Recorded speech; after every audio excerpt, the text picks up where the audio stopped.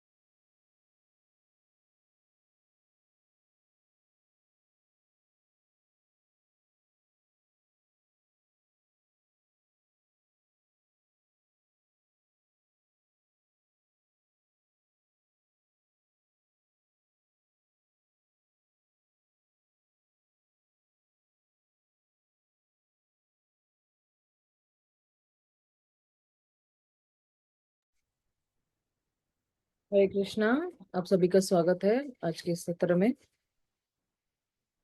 ओम ज्ञानतिमिरन्धस्य ज्ञानाञ्जनशलाकाय चक्षुरुन्मिलितं येन तस्मै श्रीगुरवे नमः। श्रीचैतन्यमनोभीष्टं स्थापितं येन भूतले स्वयं रूप कदा मह्यं ददाति स्वपदान्तिकं।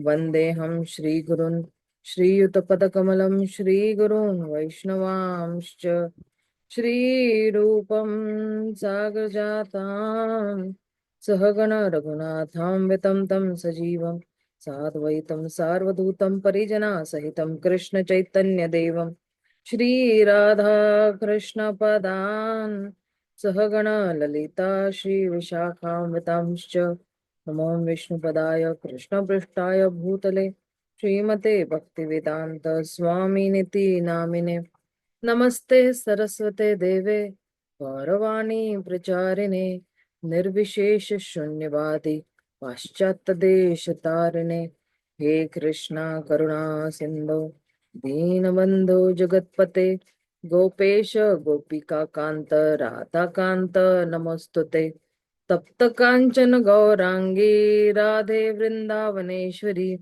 वृषभानुसुते देवी प्रणमामि हरिप्रिये वाञ्छाकल्पतरुभ्यश्च कृपा सिन्धुभ्य एव च पतितानं पावनेभ्यो वैष्णवेभ्यो नमो नमः। जय श्री कृष्ण चैतन्य प्रभु नित्यानंद श्री अद्वैत गदाधर शिवासादि गौर भक्त वृंद हरे कृष्णा कृष्णा कृष्णा हरे हरे हरे राम राम राम हरे हरे। तो आप सभी का स्वागत है आज के सत्र में। कल हम लोगों ने काफी कुछ चर्चा की हुई थी और काफी गंभीर चर्चाएं भी की हुई थी, क्योंकि कुछ प्रश्न ऐसे उठे थे, तो इस वजह से जरा चर्चाएं थोड़ी गहरी भी हो गई और गंभीर भी हो गई। तो अब जो है एक सेकंड है, एक सेकंड।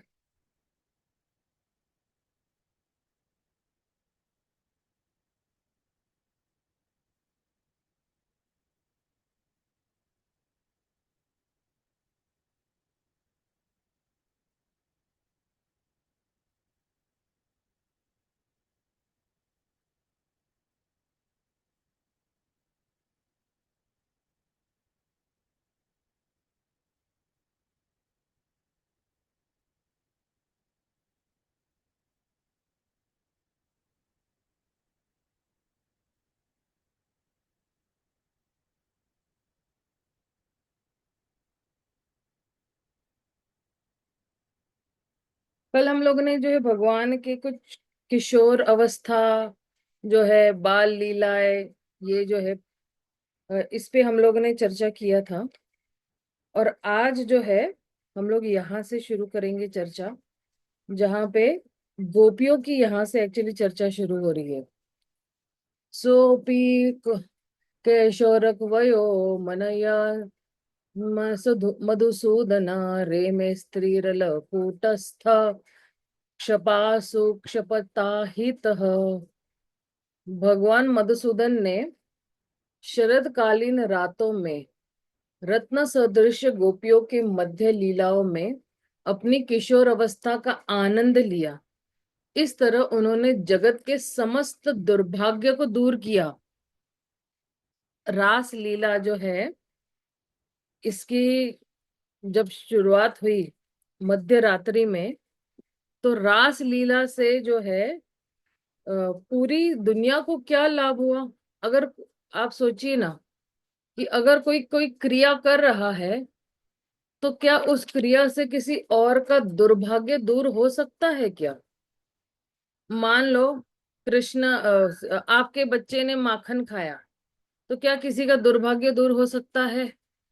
या आपके बच्चे ने जो है कुछ ऐसा कर लिया, किसी सर्प को का वध कर लिया, तो क्या किसी का दुर्भाग्य दूर हो सकता है?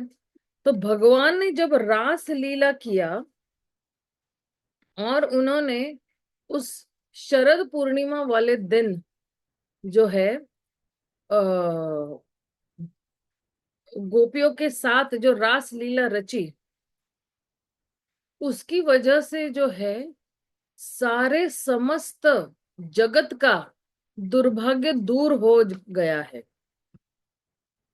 और आप सोचिए कि वो क्रिया से अगर हमने सुनी भी नहीं है, मान लो कोई उस वक्त द्वापर युग में कोई था भी, और वो अपना नींद में है, वो सो रहा है या सो रही है, लेकिन यहाँ पे भगवान जो है वृंदावन में रास लीला कर रहे हैं, लेकिन संपूर्ण जगत का दुर्भाग्य जो है वो दूर हो जाता है। मतलब भगवान की लीला भी देखिए किस तरह से लोगों को लाभ ही प्रदान करती है। तो यह श्लोक विष्णु पुराण से लिया गया है। वाचा सूचित शर्वरी रति कला प्राग प्राग लभ्यया राधिका व्रीडा कुंजित लोचना विरचन गृहे सखी नामसौ तद्वक्षरुह चित्रकेली मकरी पंडित्य पारम गतः किशोरम सफली करोति कलय कलयन कुले विहारम हरि। तो आगे कह रहे हैं, जब भगवान ने श्रीमती राधा रानी से विगत रात में उनके साथ रति क्रीड़ा से संबंधित शब्द उनकी सखियों में समक्ष कहे,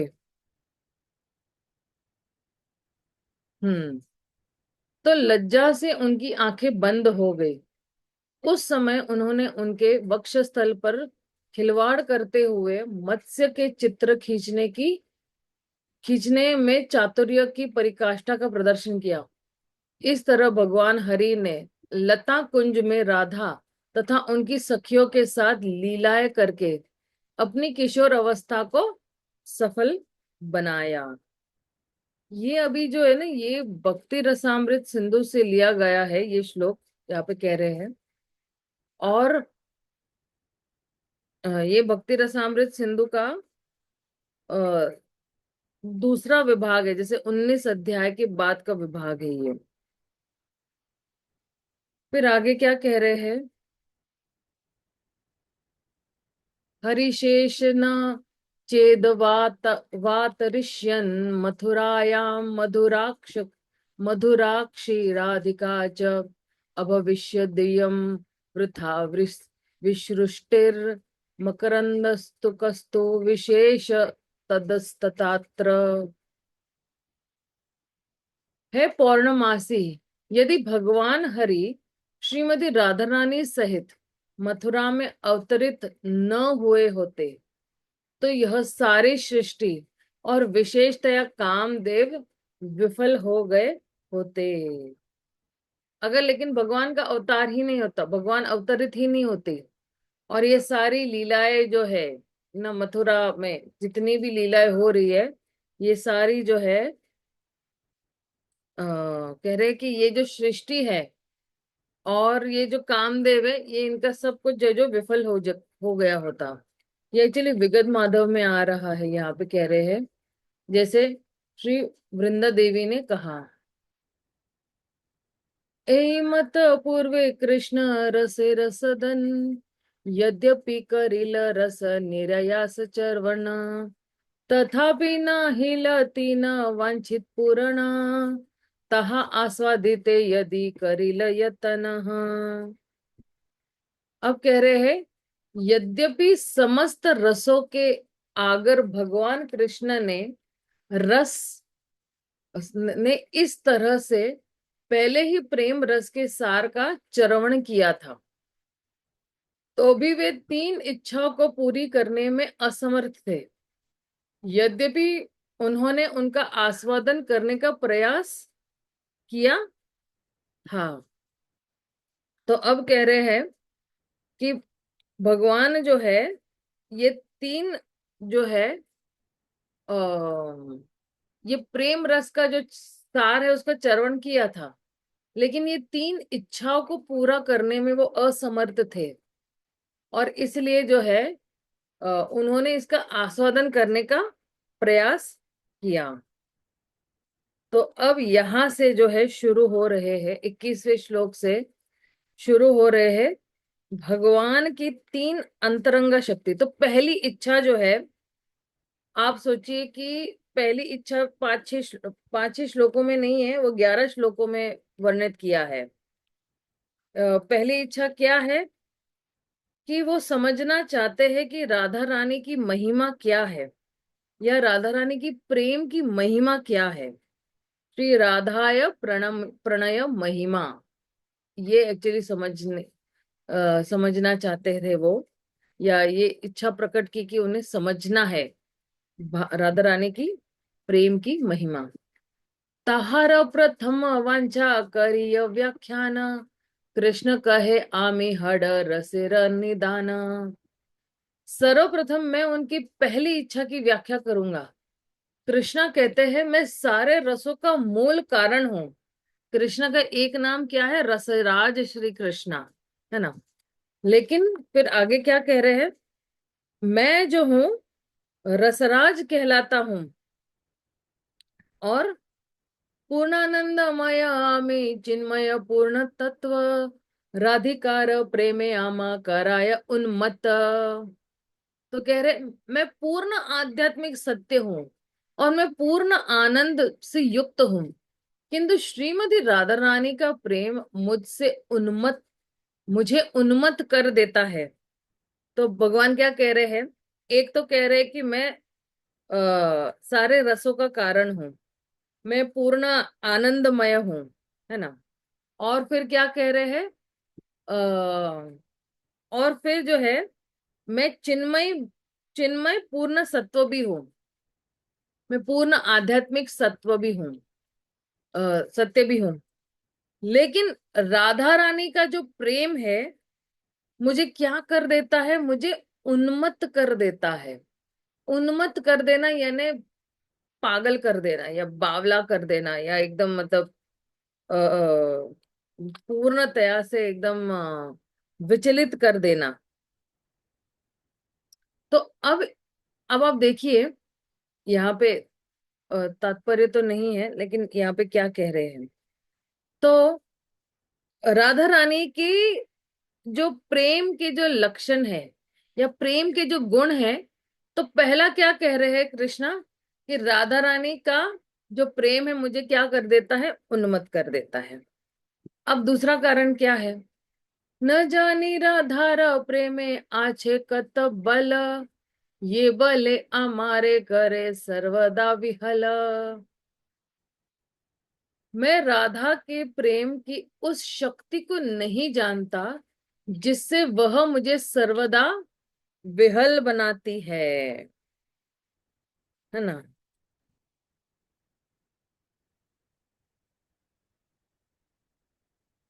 और फिर देखिए, तो मतलब राधा का प्रेम कृष्ण को क्या बनाती है? विहल बनाती है। ये दूसरा कारण। राधिकार प्रेम गुरु आमी शिष्य नट, तेरे राधिका जो है प्रेम की गुरु है, और मैं उनका शिष्य हूँ। सदा आमा नाना नृत्य नाचाय उद्भट। राधिका का प्रेम मेरा गुरु है, और मैं उसका नर्तक शिष्य हूँ, मतलब वो जैसे नचाना चाहती है वो मैं नाच सकता हूँ। उसका प्रेम मुझे विविध प्रकार के अनुभव नृत्य के लिए प्रेरित करता है। तो ये राधिका का प्रेम कृष्ण को जो है क्या बता रहा है कि मैं जो हूँ उसके हाथ की कठपुतली बन जाती, वो जैसे मुझे नचाना चाहती है नचा सकती है, क्योंकि उसका प्रेम जो है मेरा गुरु है। वो जो प्रेम करती है मैं समझ ही नहीं पा रहा हूं, और समझने की कोशिश कर रहा हूं।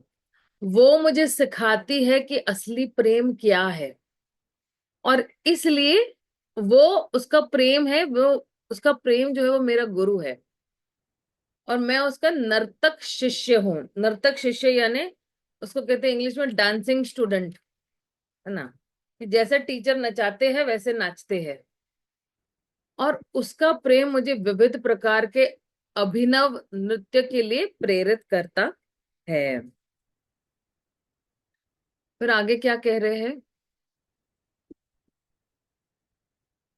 कस्मा द्वंदे प्रिय सखी हरे पाद मूला, मूलात् कुतोस्मौ कुंडा सॉरी कुंडारण्य किहि किमिह पूरते नृत्य शिक्षा गुरु कह तत्वमूर्ति प्रतितरुलंत दिक्षु स्फुरन्ति शैलुशिव भ्रांति परितो नर्तयन्ति स्वपश्चातः।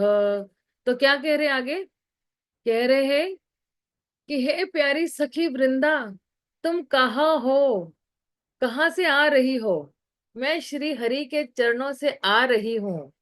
वे कहाँ है? वे राधा कुंड के तट पर स्थित वन प्रदेश में है। और आगे क्या कह रहे हैं? वे वहां क्या कर रहे हैं? वे नृत्य सीख रहे हैं। और उनके गुरु कौन है?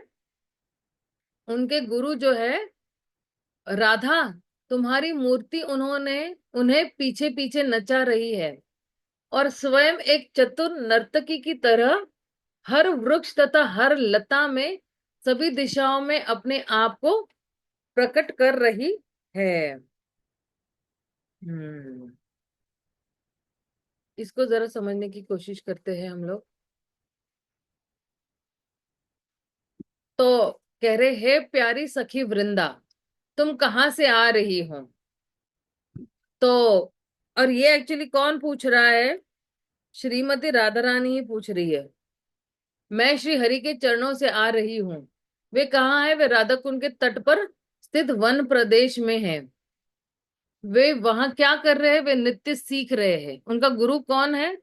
राधा, तुम्हारी मूर्ति उन्हें पीछे पीछे नचा रही है और स्वयं एक चतुर नर्तकी की तरह हर वृक्ष हर लता में सभी दिशाओं में अपने आप को प्रकट कर रही है। वो खोज रहे हैं। तो यह श्लोक कृष्णाज कविराज गोस्वामी कृत गोविंद लीलामृत से लिया गया है। फिर आगे क्या कह रहे हैं? आगे कह रहे हैं निज प्रेम आस्वादे मोर हय ये अल्हाद ताहा हते कोटि गुणा राधा प्रेम स्वाद। श्रीमती राधा रानी के प्रति मेरे प्रेम के आस्वादन से मुझे जो भी आनंद मिलता है उससे वह मेरी अपेक्षा करोड़ों गुना अधिक प्रेम का आस्वादन करती है। अब ये मुख्य कारण है।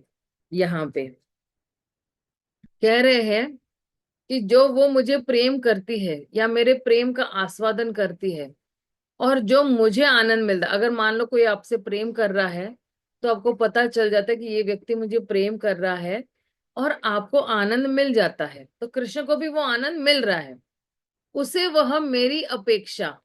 अब अगर कोई आपको प्रेम कर रहा है तो आपको आनंद मिलेगा ना एक तरफा, लेकिन यहाँ पे ये है कि जो प्रेम कर रहा है तो और जिस पे प्रेम हो रहा है उससे जो प्रेम कर रहा है उसको करोड़ों गुना अधिक प्रेम का आस्वादन मिल रहा है। तो राधा रानी को करोड़ों गुना अधिक प्रेम का आस्वादन अनुभव हो रहा है। फिर जो है आम्ही ये छे परस्पर विरुद्ध धर्मश्रय राधा प्रेम तैछे सदा विरुद्ध धर्ममय। जिस प्रकार मैं समस्त परस्पर विरोधी गुणों का आगार हूं उसी प्रकार राधा का प्रेम भी वैसे ही विरोधाभासों से सदैव पूर्ण रहता है।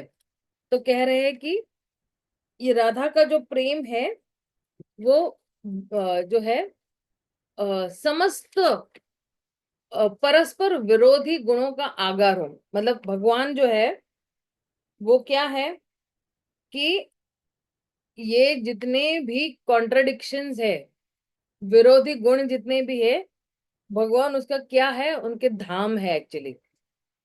लेकिन जो है राधा का प्रेम भी वैसे ही विरोधाभास से सदैव पूर्ण है। राधा का प्रेम भी उसी तरह जो है वृद्धि करा।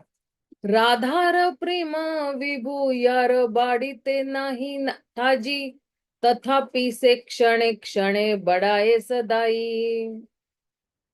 राधा का प्रेम सर्वव्यापी है राधा का प्रेम जो है सर्वव्यापी, यानी हर जगह है, उसमें विस्तार की कोई गुंजाइश नहीं है, फिर भी वह निरंतर बढ़ते रहता है। आप सोचिए, राधा का प्रेम, मान लो पूरी सृष्टि में राधा का प्रेम फैला हुआ है ना, और फिर उसके विस्तार की कोई गुंजाइश ही नहीं है।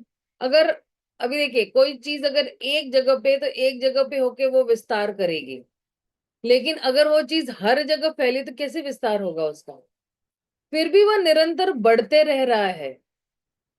राधा का प्रेम जो है अनंत काल से कृष्ण के लिए ये बढ़ता हुआ प्रेम है। फिर आगे क्या कह रहे, यहाँ वही गुरु वस्तु नाही सुनिश्चित, तथापि गुरुर धर्म गौरव वर्जित। निश्चित रूप से उसके प्रेम से बढ़कर कुछ भी नहीं है, लेकिन उसका प्रेम गर्व से रहित है। वह उसकी महानता का सूचक है। जैसे मान लो कोई किसी को प्रेम कर रहा है, तो हल्का फुल्का गर्व होगा ना कि मैं इस व्यक्ति को प्रेम कर रहा हूँ, और जो है मुझे इस व्यक्ति से प्रेम है, तो हल्का सा गर्व रहता है।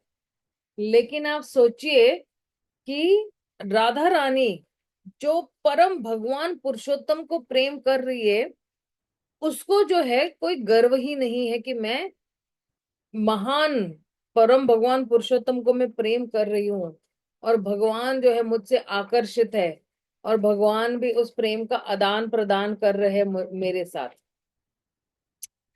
फिर आगे क्या कह रहे हैं, यहाँ है ते सो निर्मल द्वितीय नाही अर, तथापि सर्वदा व्याम्य वक्र व्यवहार। उसके प्रेम से बढ़कर शुद्ध कुछ भी नहीं है, किंतु उसका आचरण सदैव प्रतिकूल एवं वक्र रहता है। तो एक तो जो है उसके प्रेम से बढ़कर कुछ भी नहीं है, उसके पास अहंकार भी नहीं है, और उसका प्रेम से शुद्ध कोई और चीज है ही नहीं। उसका प्रेम बड़ा शुद्ध है, और जो है उसका आचरण सदैव मतलब आचरण मतलब क्या, वो जो भी व्यवहार करती है या दिन में जो भी क्रियाएं करती है या जिस तरह से वो जी रही है, वो सदैव प्रतिकूल एवं वक्र रहता है।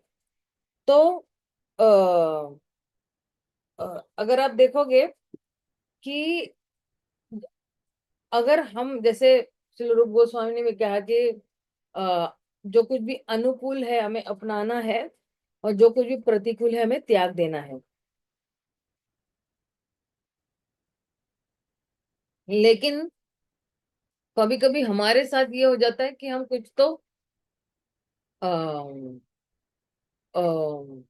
उनका आचरण सदैव प्रतिकूल एवं वक्र रहता है। नहीं, सॉरी, मैं अभी कंफ्यूज हो गई हूँ। अनुकूल और प्रतिकूल, किंतु उसका आचरण सदैव प्रतिकूल एवं वक्र रहता है।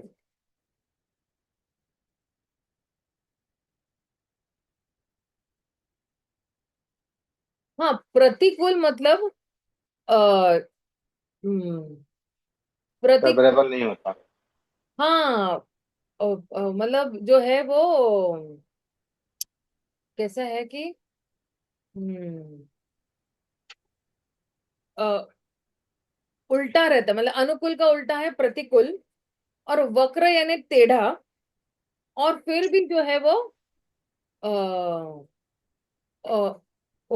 किंतु उनका आचरण सदैव प्रतिकूल एवं वक्र रहता है। तो राधा रानी का जो है, एक्चुअली ये क्या है पता है, कि कभी कभी जो है राधा रानी इस प्रकार का जो प्रेम कर कर जो है ना, वो जो प्रेम की लीलाओं को और उसको वृद्धि देती है। जैसे मान लो कि जो है कोई प्रेमिका जो है वो सीधा सीधा चलेगी, जैसा जैसा प्रेमी कहते हैं वैसे वैसे चलेगी, तो वो जो संबंध में है ना वो रस नहीं होगा। लेकिन अगर प्रेमिका रूठ जाती है, प्रेमिका बिल्कुल जो है मानती नहीं है, प्रेमिका अंदर से तो प्रेम करती है लेकिन बाहर से जो है वो गुस्सा दिखाती है, तो इस प्रकार का जो है वक्र, ये दोनों के रिश्ता जो है, राधा और कृष्ण के संबंध को और जो है स्फुरित करता है, क्योंकि कृष्ण भी बिल्कुल एंजाइटी में आ जाते हैं ना कि अरे राधा रानी नाराज है, मुझे उसको मनाना है। कृष्ण एकदम टेंशन में आ जाते हैं। तो अब यही जो है, यही इस संबंध के रस को और वृद्धि करवाता है, बढ़ाता है। तो नहीं तो एकदम सीधा सीधा अगर बोल दे ना कोई एक दूसरे को प्रेम कर रहा है, तो उसमें कोई इतना आस्वादन नहीं होगा। लेकिन एक रूठ रहा है, एक मना रहा है, तो दूसरा रूठ रहा है, तो पहला मना रहा है। तो इसमें एक्चुअली बहुत, देखिए कभी कभी कृष्ण भी रूठ जाते हैं, ऐसे नहीं कि हर बार राधा रानी रूठ जाती है और कृष्ण मनाते हैं।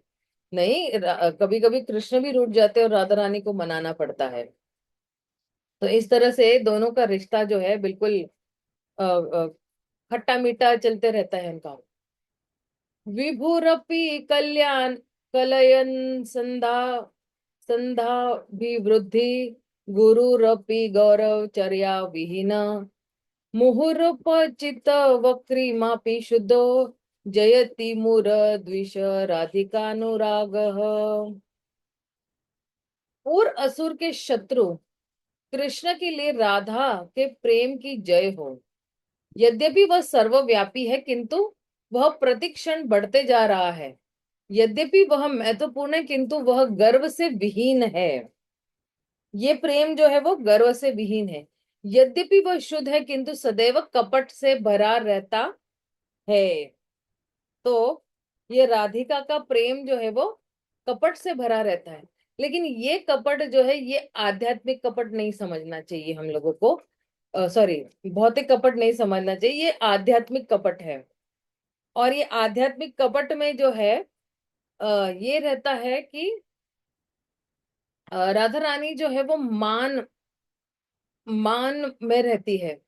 थोड़ा जो है उसको अगर भौतिक स्तर पे अगर मैं बताना चाहूंगी तो कहेंगे कि थोड़ा अकड़ में रहती है वो।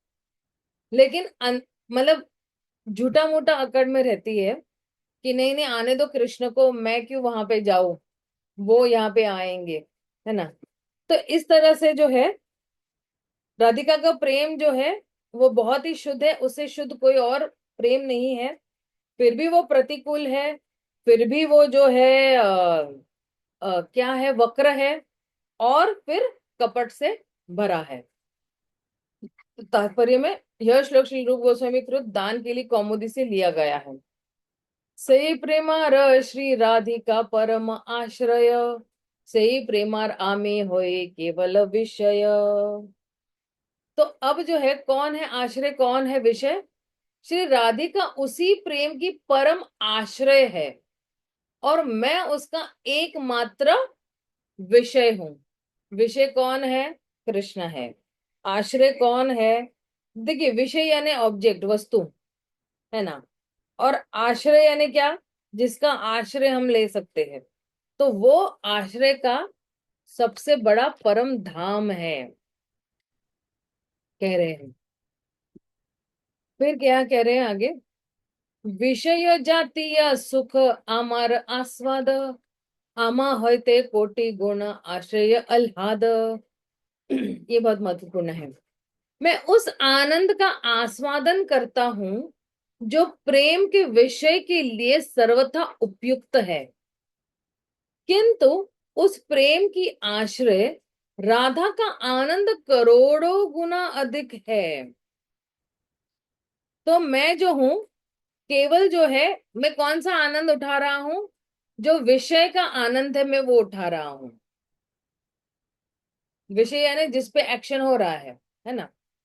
लेकिन मेरा मन जो है कहाँ दौड़ रहा है? वो जो उच्चतम प्रेम है, जो है मेरा प्रेम जो है वो आश्रय की तरफ दौड़ रहा है। और जो प्रेम, आश्रय के पास कौन सा प्रेम है? करोड़ों गुना ज्यादा आनंद वाला प्रेम है। तो वो प्रेम का आनंद जो है मैं किस तरह से चखूंगा? तो फिर कह रहे हैं, आश्रय जातीय सुख पाइते मन धाय, यतन आस्वादिते नारी की करी उपाय। मेरा मन आश्रय द्वारा अनुभव किए जाने वाले आनंद का आस्वादन करने के लिए दौड़ रहा है, किंतु मैं सारे प्रयत्नों के बावजूद भी उसका आस्वादन नहीं कर सकता हूं। मैं उसका आस्वादन कैसे करूं?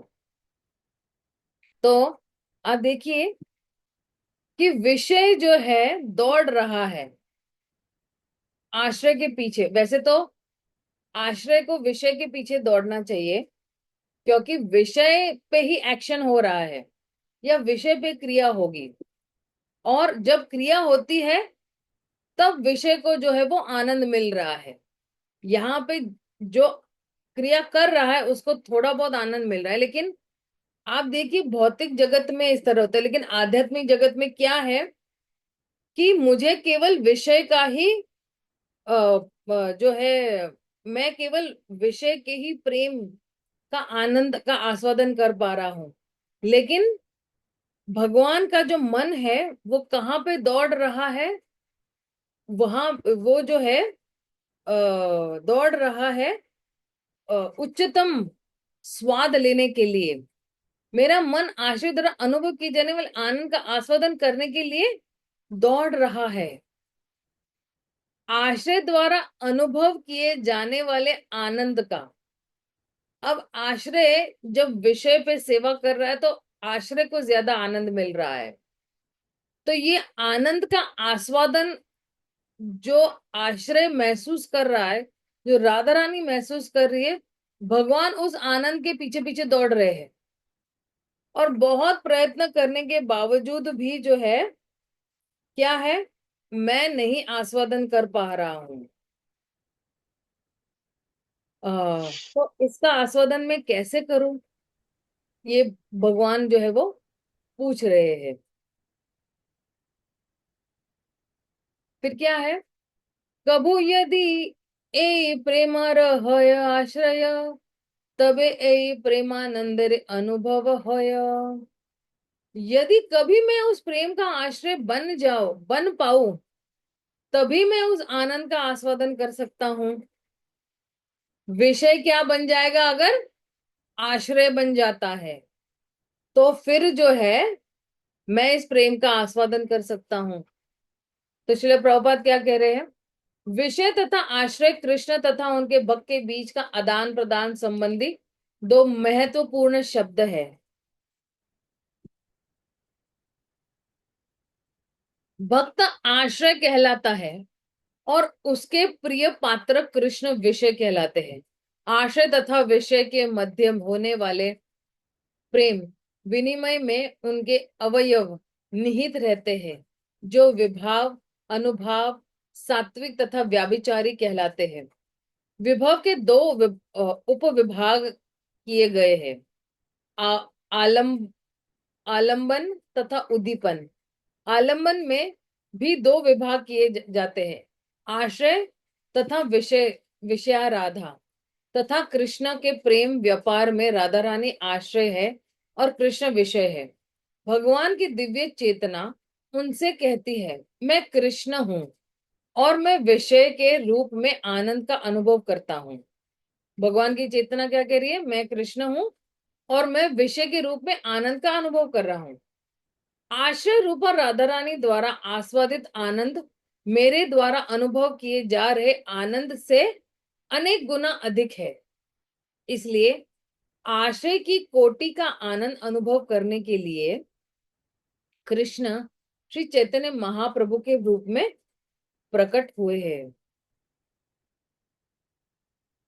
फिर आगे क्या कह रहे, ए चिन्हित रहे कृष्ण परम कौतुकी, हृदय बढ़ाय प्रेम लोभ धक धकी।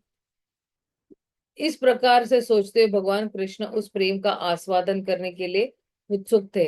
उस प्रेम का आस्वादन करने की उत्कंठ इच्छा उनके हृदय में अग्नि के समान प्रज्वलित होने लगी। आप सोचिए कि वो प्रेम का आस्वादन करने की उत्कंठ इच्छा, तीव्र इच्छा जिसको कहते हैं, वो जो है अग्नि के समान बढ़ते जा रही है। अग्नि पहले छोटी होती है फिर बिल्कुल भभकती है, तो उस तरह से वो, ये जो है ये उत्कंठता वो कैसे हुआ, प्रज्वलित होने लगी। एई एक शुन आरा लोभेर प्रकार, स्वमाधुर्य देखी कृष्ण करे न विचार। यह एक इच्छा है, अब कृपया दूसरी इच्छा के बारे में सुने। अपना खुद का सौंदर्य देखकर भगवान कृष्ण विचार करने लगे। अब आप देखिए कि अ, एक इच्छा तो यही है, अब दूसरी इच्छा क्या है ना। तो देखो, पहली इच्छा क्या थी कि वो जो आस्वादन कर रही है मुझे भी वो आस्वादन करना है ना, कि प्रेम का आस्वादन करने के लिए उत्सुक थे। किसके प्रेम का आस्वादन करने के लिए उत्सुक थे? राधिका का प्रेम आस्वादन करने के लिए उत्सुक थे। और ये राधिका का जो प्रेम का आस्वादन करने के लिए उनकी उत्कट इच्छा उनके हृदय से अग्नि की तरह प्रज्वलित हुई। अब पहली इच्छा ये है कि वो जो है राधा रानी के प्रेम का आस्वादन करने के लिए उत्सुक हो गए। अब दूसरी इच्छा क्या है? माता जी, हाँ हाँ हरे कृष्ण माता जी। हाँ माता बोलो। जी, हम पहले इसमें एक अच्छा एक वर्ष में ये कह सकते हैं कि राधा रानी का जो प्रेम है वो मेरे से प्रेम से अधिक क्यों है? हम्म, है करेक्ट ना? Correct correct correct correct. और वैसे ही माता जी एक बात और भी कही जाती है कि जो प्रकृति और पुरुष के आनंद में ना, प्रकृति ज्यादा आनंदित होती है पुरुष को आनंद देके। Right right right right right हाँ, राइट। यहाँ पे यही वाली बात है, ठीक है माता जी? Correct correct correct. तो पहली ये इच्छा है। अब दूसरी इच्छा क्या है, कह रहे हैं कि अब कृपया दूसरी इच्छा के बारे में सुनो। अपना खुद का सौंदर्य देखकर भगवान कृष्ण विचार करने लगे। भगवान अभी विचार करने लगे। तो क्या विचार करने लगे? अद्भुत अनंत पूर्ण मोर मधुरिमा, त्रिजगते इहार कहे नाही पाय सीमा। तो कह रहे हैं मेरी माधुरी अद्भुत अनंत एवं पूर्ण है, तीनों लोकों में कोई इसकी सीमा नहीं पा सकता है। भगवान की जो माधुर्य है, क्योंकि कृष्ण की एक सुंदरता है और एक मधुरता भी है, और ये दोनों के बारे में वर्णन है। तो भगवान की ये जो मधुरता है ये क्या है? बिल्कुल अद्भुत है, बिल्कुल वंडरफुल जिसको जैसे कहते हैं। आनंद भी है, अनंत यानी जिसकी कोई सीमा ही नहीं है, और पूर्ण है। और कह रहे हैं कि इसकी कोई लिमिट ही नहीं है, मतलब इसकी कोई सीमा ही नहीं पा सकता है। तो ये है भगवान के प्रेम की सीमा, प्रेम के बारे में। ए प्रेम द्वारे नित्य राधिका एकली, आमार माधुर्यामृत आस्वादे सकली। केवल राधिका अपने प्रेम बल से मेरी माधुरी के सारे अमृत का आस्वादन करती है। तो राधिका जो है वो क्या आस्वादन कर रही है? भगवान के माधुरी का आस्वादन कर रही है। और भगवान की माधुरी क्या है? हम लोग ने अभी देखा, पहले तो है अद्भुत है, असीमित है और पूर्ण है। ये भगवान की माधुरी, और उसकी कोई सीमा ही नहीं है, उसमें कोई रोक टोक ही नहीं है। भगवान की माधुरी का पूर्ण जो है चलते जा रही है। और फिर कह रहे हैं कि केवल राधिका जिसका प्रेम जो है वो क्या है, राधिका अपने प्रेम के बल से मेरी माधुरी के सारे अमृत का आस्वादन करती है। यद्यपि निर्मल राधार सत्प्रेम दर्पण, तथापि स्वच्छता तार बाड़े क्षण क्षण। यद्यपि राधा का प्रेम दर्पण की तरह स्वच्छ है, किंतु इसकी स्वच्छता प्रतिक्षण बढ़ती रहती है। तो राधिका का प्रेम किस तरह है? दर्पण की तरह है। और अ, केवल दर्पण की तरह प्रेम है। और वही जो है अ, जिसका प्रेम बिल्कुल स्वच्छ है, वही इस प्रेम का आस्वादन कर सकता है। तो लेकिन ये जो है ये प्रेम क्या कर रहा है, ये बढ़ते जाता है, किंतु इसकी स्वच्छता, यानी जो स्वच्छ निर्मल प्रेम है वो प्रतिक्षण बढ़ते जा रहा है। ठीक है। और फिर जो है कह रहे, अमर माधुर्य नाही बाढ़ते अवकाशे, ए दर्पण नेर आगे नव नव रूपे भासे। तो कह रहे हैं मेरे माधुर्य में विस्तार की संभावना नहीं है, मतलब भगवान के माधुर्य की विस्तार की संभावना नहीं, किंतु उस दर्पण के समक्ष यह नित्य नवीन सौंदर्य के साथ चमकता है। तो भगवान की जो कह रहे हैं माधुर्य के लिए कोई विस्तार की जगह नहीं है, लेकिन जो है कह रहे हैं कि वो किस तरह से चमक रहा है, वो जो है उस दर्पण के समक्ष चमक रहा है जो नित्य नवीन सौंदर्य के साथ है। तो ये भगवान की जो है वो मधुरता है।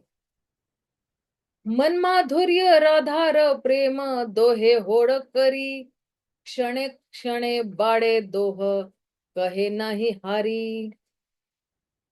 मेरे माधुर्य एवं राधा के प्रेम रूपी दर्पण के बीच में निरंतर स्पर्धा चलती रहती है। वे दोनों बढ़ते जाते हैं किंतु उनमें से कोई हारना नहीं जानता है। सोचिए कि भगवान की मधुरता के बीच में और राधा के प्रेम रूपी दर्पण के बीच में क्या चल रही है, स्पर्धा चल रही है, और दोनों बढ़ते जा रहे हैं। किस तरह से बढ़ते जा रहे हैं कि अगर मान लो जैसे रात मैंने बताया ना होड़ा होड़ी चलती रहती है, कि राधा का प्रेम बढ़ रहा है ना, तो कृष्ण की मधुरता यहाँ से बढ़ रही है 10%। तो कृष्ण की अगर 10% मधुरता बढ़ रही है तो राधा का प्रेम जो है वो 100% बढ़ रहा है। अगर राधा का प्रेम 100% तो कृष्ण की जो है वो क्या कह रहे हैं मधुरता जो है 200% बढ़ रही है। कृष्ण की 200% मधुरता बढ़ रही है तो राधा का प्रेम 400 गुना बढ़ रहा है। इस तरह से होड़ा होड़ी चलती रहती है। कह रहे हैं अमर माधुर्य नित्य नव नव हय, स्व स्व प्रेम अनुरूप भक्ति आस्वादय। तो क्या कह रहे हैं, मेरा माधुर्य दिन प्रतिदिन नवीन होते रहता है, भक्तगण अपने अपने प्रेम के अनुसार उसका आस्वादन करते हैं। मेरी माधुर्य जो है वो क्या हो रही है, और मेरा जो रूप है वो और दिन ब दिन नया नया होते रह रहा है। और फिर भक्तगण क्या कर रहे हैं, अपने प्रेम के अनुसार उसका आस्वादन कर रहे हैं। जिस जिस मात्रा में वो भक्त भगवान के साथ प्रेम का आदान प्रदान कर रहा है, उसी उसी मात्रा में भगवान का माधुर्य दिन प्रतिदिन नवीन होते रह रहा है। इसलिए आप देखिए भक्ति में हम लोग जब शुरुआत के दिनों में आए थे सब कुछ नया नया लगता था ना। अरे वाह वाह वाह वाह वाह कितना अच्छा लग रहा है, मंगला आरती, वाह वाह वाह। कभी पहले जो है उठे ही नहीं 3:30 बजे। हम लोग तो एक्चुअली उठ जाते थे, कुछ कुछ त्योहारों में तो बिल्कुल मेरी माँ हमें जगा देती थी बिल्कुल 3:30 बजे ही, और 4:30 बजे हमें मंदिर ले जाती थी। लेकिन हरे कृष्ण मंदिर नहीं था, दूसरा मंदिर था। तो लेकिन आप सोचिए कृष्ण भावनामृत में आने के बाद एक मंगला आरती उठ के आने का ही अपना एक अलग आनंद है। और हर रात्रि को हम उत्सुक रहते थे कि अब कल भगवान ने क्या वस्त्र पहने होंगे, भगवान कैसे दिखेंगे। और वो जो बीच का समय है 5 से 7 के बीच का जो जप का समय है, तो जप में भी यही ध्यान रहता कि अब भगवान 7:30 के दर्शन में, उस वक्त 7:15 रहता था, अभी हमारे यहाँ पे 7:30 है, तो 7:15 के दर्शन में भगवान कैसे दिखेंगे, कौन से वस्त्र पहनेंगे, पीले नीले चमकीले सफेद पीत वर्ण कौन सा वस्त्र पहना होगा, भगवान कैसे दिखेंगे। तो ये जो है हर वक्त नवीनता का महसूस करना, ये भक्त ही कर सकता है भगवान के। और ये भगवान का प्रेम रोज आपको नया नया लगेगा। कभी भगवान आपके साथ जो है आ, आपको एकटक देख रहे, आपको लगेगा कि हाँ भगवान मुझे ही देख रहे हैं, भगवान शायद किसी और को नहीं देख रहे हैं, मेरी तरफ ही देख रहे हैं।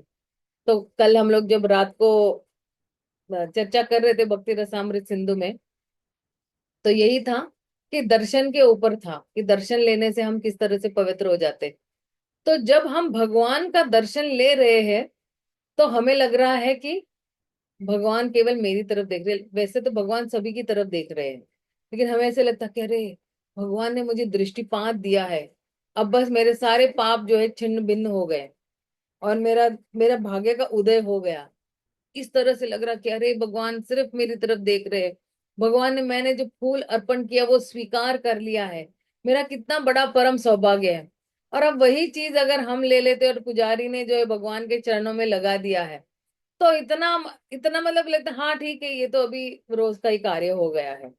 जैसे कभी हम लोग श्रृंगार करने जाते हैं भगवान का मंदिर में, तो अब लेके जाते हैं हम फूलहार बना के लेके जाते हैं, तो बहुत नहीं लगता कि हाँ ठीक है भगवान ने हमारे फूलों से बनाई हुई पायल पहनी हुई है, या फूलों से बनाया हुआ जो है कड़ा पहना हुआ है, हाथों में जो है पहना हुआ है। तो बिल्कुल सहज लगता है, बहुत मतलब इतना। लेकिन आप सोचिए कि आध्यात्मिक जगत में जो है ये जो माधुर्य दिन ब दिन प्रतिदिन नवीन रहता रहता है, नया नया नया नया नया नया, कोई बोर नहीं होता है वहां पे। यहाँ पे बोर हो जाते हैं, लेकिन वहां पे जो है कोई बोर नहीं होता है। या वहां पे वो एक्साइटमेंट जो रहती है वो एक्चुअली बरकरार रहती है, वो खत्म नहीं हो जाती है। यहाँ पे क्या होता है ना कि अगर कोई प्रेमी प्रेमिका रोज मिल रहे हैं, तो वो एक्साइटमेंट में भी 6-8 महीने में खत्म भी हो जाएगी, या शादी के बाद वो खत्म हो जाएगी कि चलो भाई अभी ये तो मेरे घर में ही आ गई शादी करके ब्याह करके। लेकिन वहां पे जो है ये माधुर्य दिन प्रतिदिन बढ़ते रहता है, और जिस जिस मात्रा में भक्तगण प्रेम करते हैं उसके अनुसार उसका आस्वादन भी ये भक्तगण करते रहते हैं। फिर आगे क्या कह रहे हैं। हम्म दर्पणाद्य देखी यदि आपन माधुरी, आस्वादिते हय लोभ आस्वादिते नारी। यदि मैं अपने माधुर्य को दर्पण में देखता हूं तो मैं उसका आस्वादन करने को मन करता है, किंतु फिर भी मैं ऐसा नहीं कर पाता हूँ। ओह, जो माधुर्य रस के सर्वोच्च शिरोमणि है, जब वो अपने आप को दर्पण में देख रहे हैं, वो अपने खुद की ही सुंदरता या मधुरता का आस्वादन नहीं कर पा रहे हैं। तो आस्वादन कौन कर रहा है, जैसे दयालु पुरुष प्रभु कह रहे हैं, आस्वादन जो है वो प्रेमी ही कर रहा है। तो मतलब राधा रानी ही कर रही है, और फिर जो या भक्तगण कर रहे हैं। फिर आगे क्या कह रहे हैं। विचार करिय यदि आस्वाद उपाय, राधिका स्वरूप होते तबे मन धाय। तो कह रहे हैं यदि मैं उसका आस्वादन करने का उपाय सोचता हूं तो मैं राधिका के पद के लिए ललायत जान पड़ता हूं। मतलब क्या, उनको राधिका का जगह चाहिए, क्योंकि राधिका के जगह पे पहुंचकर ही मतलब उनकी जगह लेकर ही जो है वो उस रस का आस्वादन कर पाएंगे या मधुरता का आस्वादन कर पाएंगे। वो स्वयं के मधुरता या माधुर्य का आस्वादन नहीं कर पाएंगे, या खुद की सुंदरता का आस्वादन नहीं कर पाएंगे। तो तात्पर्य में श्रील प्रभुपाद क्या करें।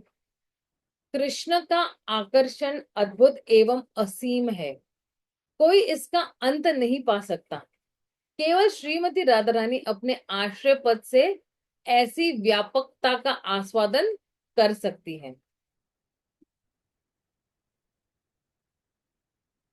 श्रीमती राधा रानी के दिव्य प्रेम का दर्पण पूर्णतया स्वच्छ रहता है, किंतु कृष्ण को जानने की दिव्य विधि से यह स्वच्छतर एवं स्वच्छतम प्रतीत होता है। स्वच्छ, स्वच्छतर, स्वच्छतम, है ना। तो राधा रानी का सर्वे सबसे स्वच्छतम जो है प्रेम है। राधा रानी के हृदय रूपी दर्पण में कुछ कृष्ण के दिव्य लक्षण अधिकाधिक नवीन एवं तरोताजा लगते हैं। ओहो, ये बड़ा अच्छा सेंटेंस है। राधा रानी के हृदय रूपी दर्पण में, राधा रानी के हृदय रूपी दर्पण में कृष्ण के दिव्य लक्षण अधिकाधिक नवीन एवं तरोताजा लगते हैं। दूसरे शब्दों में कृष्ण का आकर्षण श्रीमती राधा रानी को जानने के अनुपात में बढ़ता है। इनमें से प्रत्येक दूसरे का स्थान लेना चाहता है। दोनों में से कोई भी प्रेम की उत्कंठा की वृद्धि में पराजित नहीं होना चाहते। श्रीमती राधा रानी के क्रमश बढ़ते हुए प्रेम भाव को समझने की इच्छा से ही भगवान कृष्ण श्री चैतन्य महाप्रभु के रूप में प्रकट हुए हैं।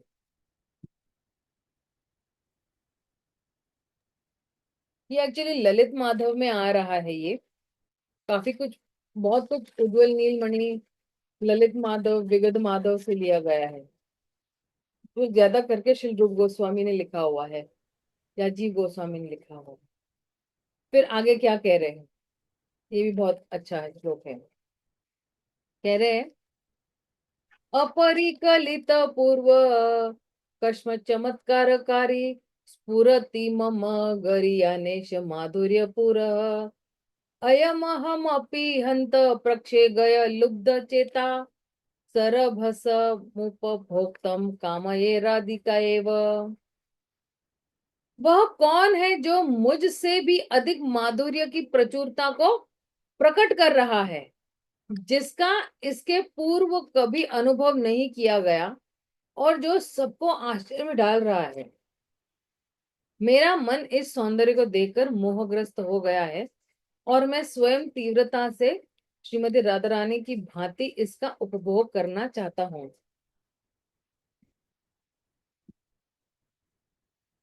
तो क्या कह रहे हैं तात्पर्य में, यह श्लोक श्री रूप गोस्वामी कृत ललित माधव से लिया गया है। यह श्लोक भगवान कृष्ण ने द्वारका के रत्न जटित फव्वारे में अपने ही सौंदर्य का प्रतिबिंब देखने के बाद कहा था। तो अब जो है भगवान अपनी ही सुंदरता को चखने के लिए वो क्या हो गए हैं, वो ललायत हो गए हैं। और फिर उसके लिए उनको किसका स्थान लेना है, राधिका का स्थान लेना है। फिर आगे क्या कह रहे हैं। हरे कृष्ण माता जी। हाँ प्रभु जी। माता जी यहाँ पे माफी चाहूंगा, यहाँ पे ना एक बात बड़ा ये है कि भगवान अपनी ही रूप माधुरी से ना आकर्षित हो जाते हैं। हाँ सही है, सही है। अपनी ही रूप ठीक है ना। माधुरी से आकर्षित हो रहे हैं। हाँ, अपनी क्योंकि ही रूप अपने आप माधुरी को से आकर्षित देखकर हो ही जाते अचंभित हो जाते कि अरे मैं इतना सुंदर कैसे हो सकता हैं। हूँ। मैं इतना सुंदर। हाँ, कभी कभी आप देखना, कई मतलब एकदम एकदम छोटी सी मात्रा में कभी कभी कई स्त्रियां भी अपने आप को जो है दर्पण में देखे, अरे मैं इतनी सुंदर कैसे हो सकती हूँ। अपने आप को ही पूछती रहती है कि अरे मैं इतनी सुंदर कैसे हो सकती हूँ, है ना। किस तरह से भगवान ने मुझे सुंदर बनाया हुआ है। या कभी हम किसी और स्त्री को देखकर बोलते, अरे कितनी सुंदर है, भगवान ने तो इसको इतना अच्छा सुंदर कैसे बनाया होगा। ये तो शायद कोई राधा रानी की सखी या मंजरी ही हो सकती है। इस तरह से हम भी अचंभित होते हैं ना किसी किसी का। तो भगवान अपना ही रूप देखकर जो है वो जो है मोहित हो रहे, मतलब ये आश्चर्यचकित कर रहे हैं इस तरह से। तो माता जी, ये बात तो एकदम निश्चित है कि भगवान की रूप माधुरी जब भगवान को ही आकर्षित करती है, तो यदि कोई जीव यदि भगवान को कभी देख ले जीवन में, तो मैं तो कहता हूँ कि वो तो सारा जीव सारा दुनिया से तो विरक्त ही हो जाएगा। वो तो कुछ भी नहीं, वो तो खत्म। अब आप देखिए, इसलिए जो है जितने भी भक्तों को भगवान का दर्शन मिला है, जैसे अपने ध्रुव महाराज हो या प्रहलाद महाराज हो, तो जब उन्होंने भगवान का दर्शन लिया, क्योंकि देखिए ध्रुव महाराज तो क्या क्या पाने के लिए निकले हुए थे, ब्रह्मा से भी बड़ा राज्य। लेकिन बस। जैसे ही उन्होंने भगवान का स्वरूप देख लिया, रूप माधुरी देख ली, हालांकि उन्होंने तो चतुर्भुज विष्णु का स्वरूप देखा, लेकिन फिर भी उनको इतना मधुर लगा वो भी रूप। तो कह रहे कि अरे मैं तो कांच के टुकड़े निकलने के लिए निकल पड़ा था, लेकिन अब मुझे आप जैसा हीरा मिला है, तो मुझे उस कांच के टुकड़ों को बटोरने की क्या जरूरत है। तो दर्शन पाने से ही क्या हो गया, वो जो व्यक्ति जो है वो पवित्र हो गया। और इसलिए जो कोई भी भगवान का, आप देखिए हमारे जितने भी आचार्य गण हैं, या अभी वर्तमान आचार्य भी जितने भी है, जितने भी महाराज है, वो क्या कह रहे हैं, ये मत समझो कि ये पत्थर की मूर्ति है, यहाँ पे भगवान स्वयं विराजमान है। और जितनी मात्रा में आपकी आंखों में उनके लिए प्रेम का अंजन बढ़ते जाएगा, उतनी उतनी मात्रा में भगवान आपके साथ आदान प्रदान करेंगे।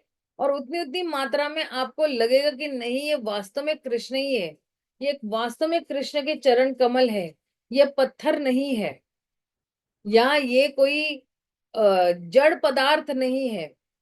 ये अभी जो है ये आध्यात्मिक हो चुका है, क्योंकि आध्यात्मिक मतलब क्या, सब कुछ चेतन है।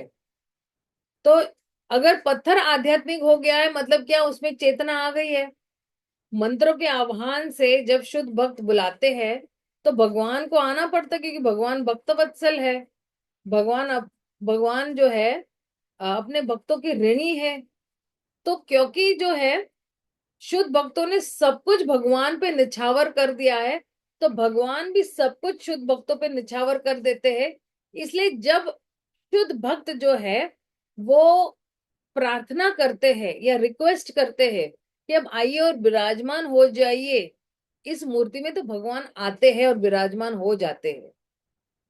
लेकिन क्योंकि अब मेरी आंखों में काम का अंजन है, काम वासनाएं इतनी भरी पड़ी हुई है कि मुझे जो है सर्व आकर्षित कृष्णा मेरे सामने बांसुरी बजाते हुए खड़े हैं, वो मुझे दिखाई नहीं दे रहा है। और जो है मुझे सिर्फ पत्थर ही दिखाई दे रहे हैं। तो जब मेरे पास जिस जिस मात्रा में धीरे धीरे प्रेम का अंजन बढ़ेगा, 5%, 10%, 12, 13, 14, इस तरह से जिस जिस मात्रा में मेरा जो है प्रेम का अंजन बढ़ते जाएगा, उसी उसी मात्रा में देख पाऊंगी कि ये मूर्ति नहीं, ये विग्रह है, ये भगवान स्वयं श्रीमती राधा रानी और कृष्ण खड़े हैं यहाँ पे ऑल्टर में। और तब जो है भगवान के साथ वही प्रेम का आदान प्रदान जो है वो प्रस्तुत होगा। लेकिन अभी तक हमारे पास जो है, कई बार हम सोचते हैं कि क्यों नहीं भगवान मुझे दिखाई देते हैं। लेकिन भगवान को कभी कभी हम भी सोचते हैं ना कि अरे भगवान कब दिखेंगे, कब मैं भगवान के दर्शन लूंगी, कैसे, अगर पहली बार अगर मैं और भगवान आमने सामने होंगे तो मैं क्या करूंगी, है ना। लेकिन वो जो आमने सामने एक जो मुलाकात जिसको कहते हैं ना, एक दिव्य मुलाकात एक भक्त और भगवान के बीच में होगी, तो उस क्षण में मैं क्या करूंगा, ये सोचने सोचने योग्य बात है। कि चलो अब भगवान अभी आ गए आपके सामने, आप क्या करोगे, क्या करोगे, है ना। तो आपको पता ही नहीं चलेगा क्या करना है आपको। तो अब इसके लिए अभ्यास करना बहुत जरूरी है कि पहली बार जब मेरा आमना सामना होगा भगवान के साथ, तो मैं क्या करूंगी। अपरिपक्व अवस्था में अगर भगवान आपके सामने आ जाएंगे, तो आप दंडवत प्रणाम भी नहीं करोगे उनको। ध्रुव महाराज वाला हाल होगा माता जी, उनसे भी बुरा हाँ, हाल होने वाला कि अपरिपक्व अवस्था में। लेकिन फिर भी आप देखिए ना, ध्रुव महाराज के साथ जो है भगवान बिल्कुल दयालु कृपालु थे। है। उन्होंने दर्शन दे दिए, और प्रार्थनाएं भी नहीं निकल रही थी, उसकी इच्छा थी, लेकिन क्योंकि वो छोटा बालक था तो वो प्रार्थनाएं भी नहीं निकल रही थी, तो भगवान ने शंख का जो अग्र भाग है वो छुआ, तो तुरंत ही सारी प्रार्थनाएं निकल के आ गई और गुणगान निकल के आ गए। इसलिए जब भी अब हम मंदिर में जाते हैं और भगवान के समक्ष खड़े हो जाते हैं, भगवान के गुणगान करना सीखिए। भर भर के भगवान के गुणगान कीजिएगा। और इसलिए श्लोकों को कंठस्थ करने का महत्व यहीं पर आता है कि जब हम कुछ ऐसे श्लोक कंठस्थ करेंगे कि भगवान के गुणगान में, तो बारंबार जो है अपने गुणगान सुन के भगवान हम पे कृपा बरसाते हैं। बारंबार कुछ श्लोकों का जो है वो उच्चारण करना चाहिए, जो भी श्लोक आपको अच्छा लगे। भागवतम में तो भरे पड़े हुए श्लोकों, कुछ ऐसे श्लोकों का कंठस्थ करना शुरू कर दीजिएगा जहाँ पे आप भगवान के गुणगान कर रहे, भगवान के चरण कमलों के गुणगान कर रहे, भगवान के वक्षस्थल का गुणगान है श्लोकों के माध्यम से, भगवान के घुटनों का है, भगवान के भुजाओं का है, भगवान के मुखमंडल का है, भगवान के पीले पीताम्बर का गुणगान है। तो ऐसे श्लोकों का एक्चुअली गुणगान कर देना बहुत ही लाभदायक है। और आप देखिए ना, जिस व्यक्ति को हम प्रेम कर रहे हैं तो हम निरंतर उसके गुणगान नहीं करेंगे। जैसे कोई पत्नी है तो पति इतना अच्छा व्यवहार कर रहा है उसके साथ, तो मैके में जब भी जाएंगी तो अपने पति की तारीफ करती रहेगी। तो कृष्ण तो हमारे असली पति है, उनकी तारीफ निरंतर चलती रहनी चाहिए। जैसे कम से कम कुछ नहीं तो हम भगवान के समक्ष आएंगे तो आप देखिए, ये प्रैक्टिस है, ये अभ्यास है। वास्तव में कृष्णा जब आ जाएंगे तो अगर आपने प्रैक्टिस किया हुआ है तो बिल्कुल ही स्वाभाविक ही वो सारे गुणगान निकल के आ जाएंगे। स्वाभाविक ही आपको पता है कि आपको क्या करना है, किस तरह से आपको भगवान की सेवा करनी है। तो ये अभ्यास है, ये हमारे लिए होमवर्क है, गृह पाठ है कि आज पूरे दिन आप सोचिए कि अगर पहली बार भगवान ने अगर आपको दर्शन दे दिए तो हम क्या करेंगे। मैं भी आपको बताऊंगी कल कि क्या करेंगे हम लोग, है ना। ये ऐसे आ गया मेरे हृदय में ये प्रश्न कि हम सब क्या करेंगे। पहली बार अगर भगवान ने आपको दर्शन दे दिया, चलो आपने बहुत अच्छी भक्ति की और कुछ बहुत अच्छा कुछ ऐसे किया, भगवान का हृदय जीत लिया, मन जीत लिया, और भगवान आते हैं आपको दर्शन देने के लिए, तो आप क्या करोगे ये सोच के मुझे कल बताइए। अच्छा, मैं यहाँ पे विराम क्यों दे रही हूँ मैं आपको इसलिए भी बताती हूँ। इसका कारण है कि अब जो है कि कृष्ण की माधुर्य का स्वभाव क्या है, ये हम कल के सत्र में देखेंगे। और इसके लिए थोड़ी चर्चा की भी जरूरत है, तो थोड़ी हम चर्चा भी कल करेंगे। हरे कृष्णा, हरि बोल। हरे कृष्ण माता जी। हाँ प्रभु जी बोलिए। माता जी, भक्ति में तो दो चीजें होती हैं, एक तो अपना शुद्धिकरण होता है, दूसरा भगवान के प्रति लगाव उत्पन्न होता है। हाँ सही है। लेकिन शुरुआत में तो आप जिस मतलब मैंने जितना तक मेरे को समझ आती है कि जितना हम प्रयास करते जाएंगे, शुद्धता जितनी बढ़ती जाएगी, भगवान के प्रति हमारा लगाव उतना ही होगा, क्योंकि भगवान सत्व गुण में पूरी तरह शुद्ध सत्व में होते हैं, और हम लोग होते हैं, हमारा जो सत्व गुण है वो भी मिक्सअप है। तो मिक्सअप है मतलब कभी हम ऊपर होते हैं, कभी नीचे जाते हैं। तो इसी कारण से न उहापोह की स्थिति बनी रहती है, और इस उहापोह की स्थिति में क्या होता है, संशयात्मा विनश्यति। तो इसीलिए सफलता इतनी जल्दी मिल नहीं पाती। मैं ठीक बोल रहा हूँ? सही है प्रभु जी, क्योंकि तो इसीलिए तो। शुद्ध सत्व के स्तर पर ही पहुंचकर हम हम्म। भगवान को समझ पाएंगे। हालांकि अभी भगवान भी अपने आप को नहीं समझ पाते तो हम क्या भगवान को समझ, लेकिन हमारा हाँ। संबंध जो है वो और गहरा होता जाएगा हाँ जी, हाँ जी। शुद्ध सत्व पे के लिए। अभी शुद्ध सत्व की अवस्था मतलब क्या, कि सारे अनर्थों से निवृत्ति। हाँ जी। अभी हम लोग किसके साथ जो है स्ट्रगल कर रहे हैं या प्रयास कर रहे हैं, तो हम अपने अनर्थों के साथ ही जो है बोल रहे हैं कि बहुत ही संघर्ष कर रहे हैं। हाँ जी। और जैसे ये अनर्थ निवृत्त, अब देखिए ये अनर्थ जो है ना, ये भाव के स्तर पर भी रहते ही है। हाँ जी जब माता जी। व्यक्ति भाव के, और लेकिन बहुत छोटी मात्रा में रहते ही अनर्थ। लेकिन जैसे ही किसी ने भाव के स्तर, ये इसकी ना चर्चा में कल बहुत डिटेल में करूंगी, ये किस तरह से भाव का पड़ाव पार करके प्रेम के तक पहुंचता है। तो वो जो यात्रा है वो कैसी यात्रा होती है कि चलो भगवान मतलब व्यक्ति भाव के स्तर पर पहुंच गया, फिर भी थोड़े बहुत अनर्थ रहते हैं, लेकिन प्रेम के स्तर पर पहुंचकर उसके पास कोई अनर्थ नहीं रहते हैं। मतलब एक छोटा परसेंटेज का भी जो है उसके पास जो है वो अनर्थ नहीं रहते जब वो प्रेम के पहुंच जाता है। भाव के स्तर पर से भी कोई फिर से नीचे गिर सकता है, लेकिन प्रेम के स्तर पर जाकर कोई नहीं गिर सकता है। भरत महाराज है ना, भाव के स्तर पे थे। हाँ, भाव के स्तर पर जो है भरत महाराज।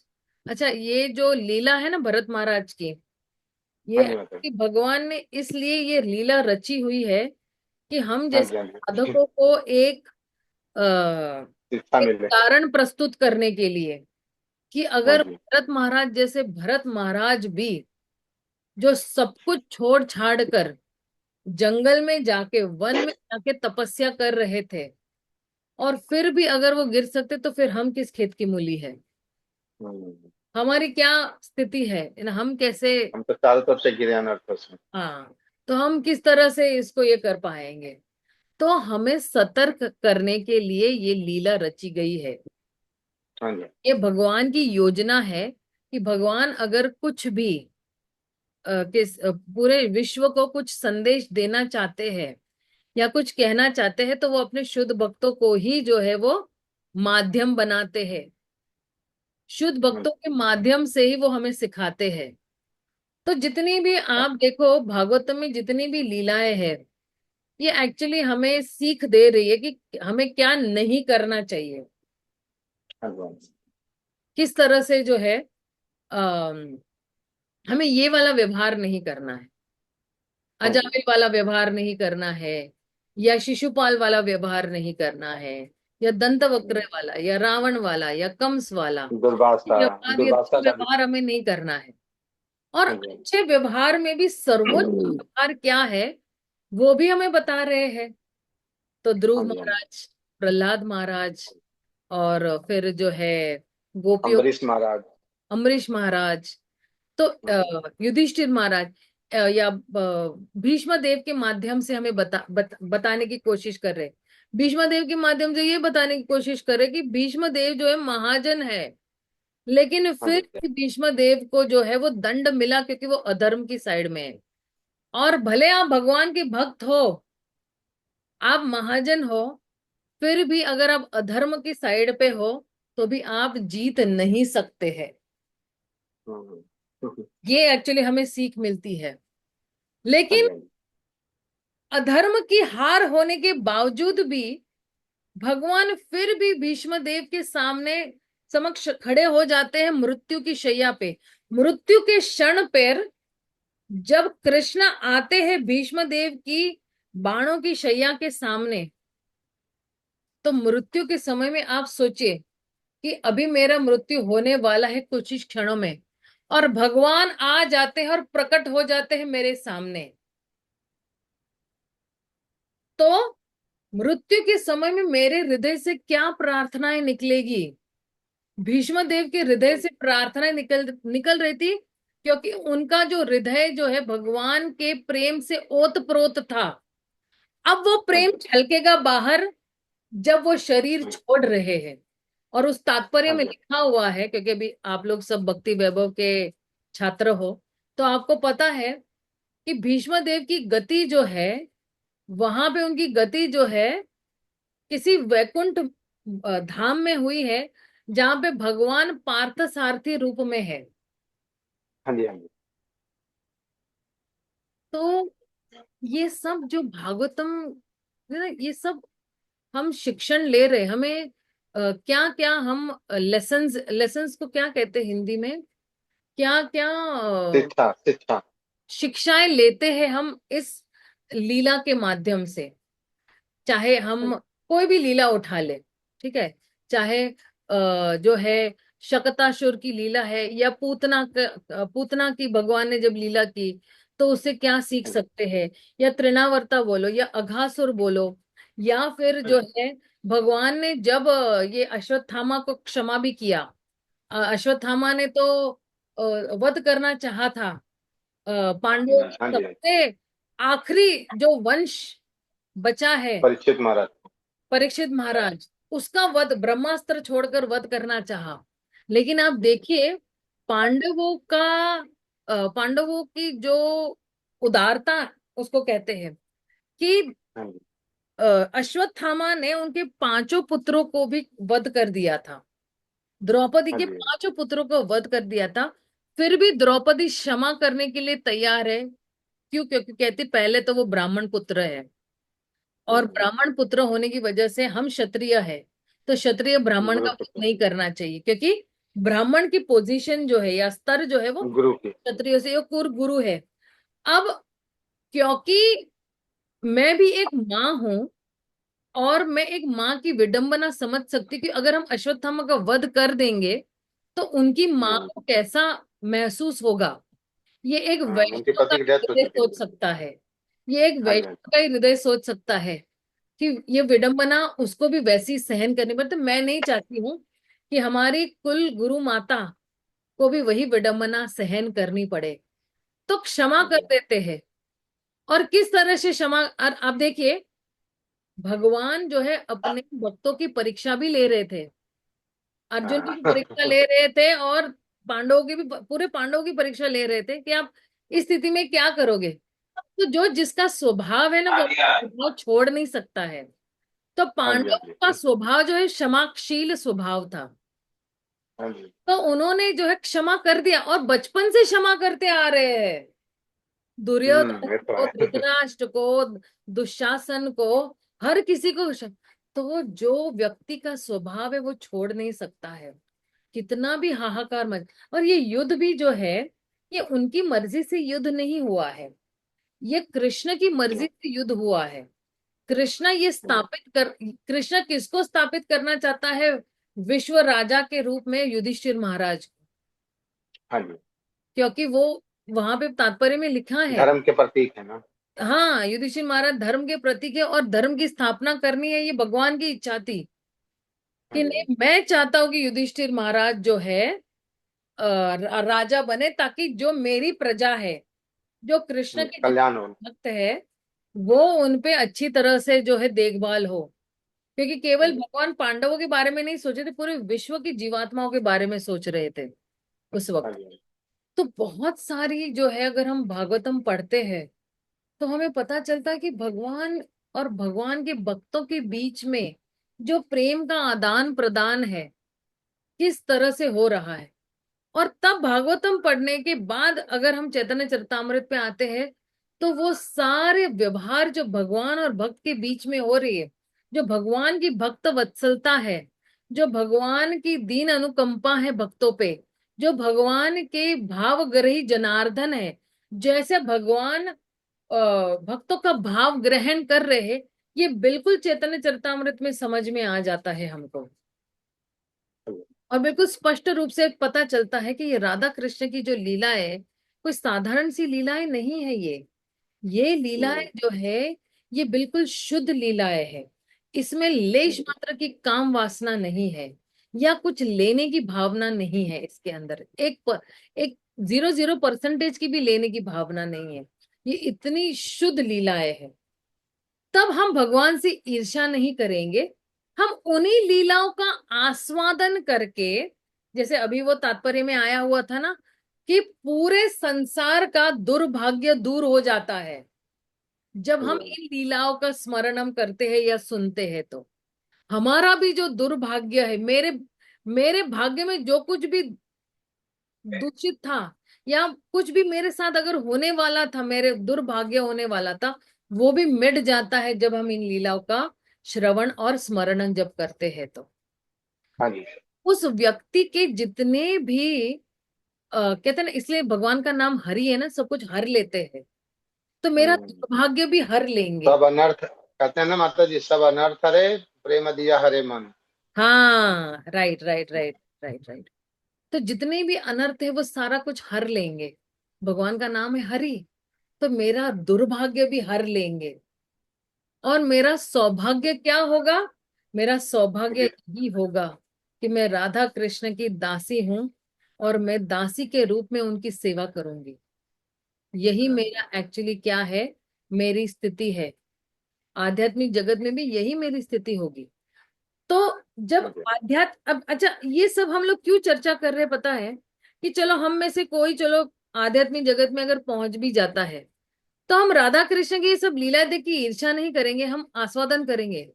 और हम उनको साथ में लेके, ये सारी गोपियां, ये सारी मंजरियां क्या कर रही है, राधा कृष्ण को एक लाने के लिए सारी योजनाएं बनाती रहती है।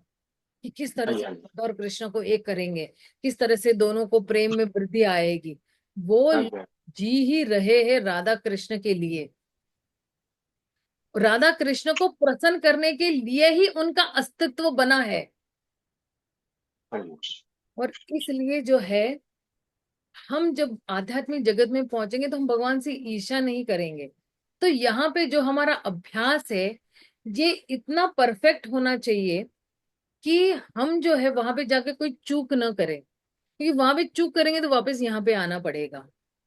तो हम्म, यही से विनम्र भाव से रोज प्रार्थनाएं करनी है कि मैं जो हूँ आपके सिद्धांत को गलत न समझ बैठो, मेरी कुबुद्धि जो है आपसे ईर्ष्या न करे।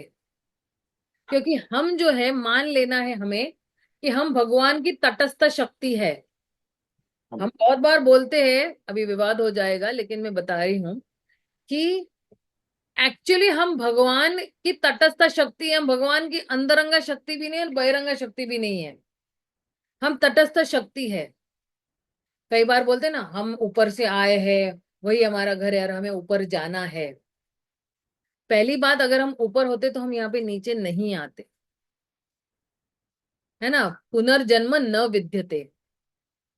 लेकिन क्योंकि जब हमारा जन्म हुआ था, तो हमारा जन्म उस तटस्थ स्थिति पर ही हुआ था। हमारा जन्म बहिरंग शक्ति के अंतर्गत नहीं हुआ था, या हमारा जन्म, सॉरी, हाँ, बहिरंग शक्ति या अंतरंग शक्ति के अंतर्गत भी नहीं हुआ था। हमारा जन्म जो है, हम तटस्थ, तटस्थ यानी मार्जिन है। जैसे मान लो अगर गंगा का तट होता है ना, तो तट मतलब क्या, ये साइड पे धरती है और ये साइड पे नदी है, राइट, वो उसको तट कहते हैं, मार्जिन।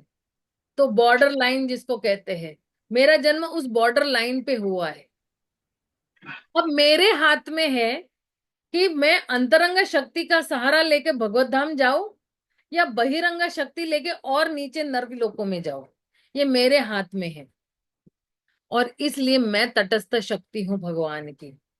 अब मेरे पास स्वतंत्रता है कि मैं भक्ति कर कर भगवत धाम चली जाऊं, जहां पे मेरे लिए जगह बनाई जाएगी। मेरे लिए कोई ना कोई सेवा निर्धारित होगी। जैसी मैं वहां पहुंचूंगी, वहां पे मेरे लिए, भगवान के लिए कोई ना कोई सेवा होगी। जैसे अगर आप देखोगे, मैं आपको जरा म्यूट कर रही हूँ, ठीक है ना, वो आवाज आ रही है। जैसे गोप कुमार भी जब आध्यात्मिक जगत से नीचे आते हैं, राइट, वो एक्चुअली ये लीला ही है, ठीक है। और गोप कुमार जो है जब नीचे आते हैं, तो उनको जब किसी प्रामाणिक गुरु का आश्रय मिल जाता है, तो उन गुरु ने जो है, बृहद भागवतामृत में ये पूरा संवाद ही बृहद भागवतामृत गोप कुमार पर है। तो जब वो इस धरातल पे आते हैं, तो उनको जब किसी गुरु, क्योंकि बिल्कुल अस्वस्थ अवस्था में थे गोप कुमार, ऊपर से जब नीचे आए थे, तो वो सोच रहे थे कि मुझे ना किसी तक किसी का सहारा चाहिए, जो मुझे जो है सर्वोच्च स्थिति पर पहुंचा सकता है। तो उनको जब गुरु का आश्रय मिला, तो गुरु ने उनको गायत्री मंत्र दिया, और वो गायत्री मंत्र का निरंतर अभ्यास कर कर, हरे कृष्ण महामंत्र का तो अभ्यास था ही, लेकिन गायत्री मंत्र का भी अभ्यास कर कर उनको स्वर्ग लोक की प्राप्ति हो गई। लेकिन स्वर्ग लोक में भी गोप कुमार अस्वस्थ थे, उनको वहां पे आनंद नहीं आ रहा था। उनको इंद्र का पद भी मिल गया, तभी भी वो आनंद में नहीं थे, वो अस्वस्थ थे। क्यों? क्योंकि वो उस जगह से आए हैं, है ना। हम क्या अस्वस्थ है क्या? अभी नहीं है, हम तो भाई जो जी रहे वो जी रहे हैं। लेकिन गोप कुमार धरती पर भी अस्वस्थ थे, स्वर्गलोक में भी जाके अस्वस्थ है। गोप कुमार जनलोक, तपलोक, महारलोक, ब्रह्मलोक, गंधर्व लोक, ब्रह्मा लोक में भी जाके ब्रह्मा जी का भी स्थान उनको मिल गया। वो मतलब ब्रह्मा जी की भी पोस्ट पोजीशन मिल गई, फिर भी अस्वस्थ थे। वैकुंठ पहुंच गए गोप कुमार, वैकुंठ में भी अस्वस्थ थे। तो सोचे, अरे वैकुंठ में कोई अस्वस्थ कैसे हो सकता है। लेकिन अगर मैं किसी जगह से बिलोंग करती हूँ, या मैं किसी जगह से, मेरा जन्म हुआ है, और मुझे उठाकर किसी और जगह पे बिठा दोगे, तो रसाभास हो जाएगा या नहीं हो जाएगा? कि मुझे तो माधुर्य रस चखने का आदत है, मुझे तो जो है अमृत चखने का आदत है, लेकिन यहाँ पे मुझे गन्ने का रस मिल रहा है जो बिल्कुल लो क्वालिटी का है, तो रसाभास हो जाएगा तो मैं अस्वस्थ होने ही वाली हूँ। तो जब गोप कुमार वैकुंठ भी पहुंचते हैं तो वैकुंठ में भी अस्वस्थ है, लेकिन फिर भी निरंतर जो उनके गुरु ने मंत्र दिया था उसका निरंतर अभ्यास करके गोल सॉरी गोप कुमार जो है वो पहुंचते हैं गोलोक वृंदावन में। अब जब वो गोलोक वृंदावन में पहुंचते हैं तो उस वक्त भगवान जो है वो गैया चराने गए होते हैं और यशोदा माई घर में है। तो यशोदा माई बिल्कुल अच्छा स्वागत करती है गोप कुमार का, बहुत बढ़िया तरीके से स्वागत करती है, कुछ खाने को दो, कुछ बोले नहीं कृष्ण को आने दो, मैं कृष्ण के साथ ही जो है जब तक मैं उनको देखूंगा नहीं ना तब तक मेरे को शांति नहीं मिलेगी। संध्या समय 3:30 से 6 बजे के बीच में जब भगवान जो है सारी गैयाओं को लेकर आ रहे हैं तो दूर से गोप कुमार ने कृष्ण को देखा और दूर से कृष्ण ने भी बांसुरी बजाते बजाते गोप कुमार को देख रहे हैं और दोनों की उत्कंठता बढ़ जाती है और दोनों एक दूसरे की तरफ दौड़ना शुरू करते हैं। जब दोनों एक दूसरे की तरफ दौड़ना शुरू कर रहे हैं यहाँ पर, तो दोनों के हृदय जो है वो आनंद से फुदक फुदक कर नाच रहे हैं एक दूसरे को देखकर। अब आप सोचोगे कि कृष्ण का हृदय क्यों फुदक रहा है गोप कुमार को देखने के लिए, है मतलब कृष्ण के प्रेम करने के लिए तो पूरा पूरा गोलोक वृंदावन मौजूद है।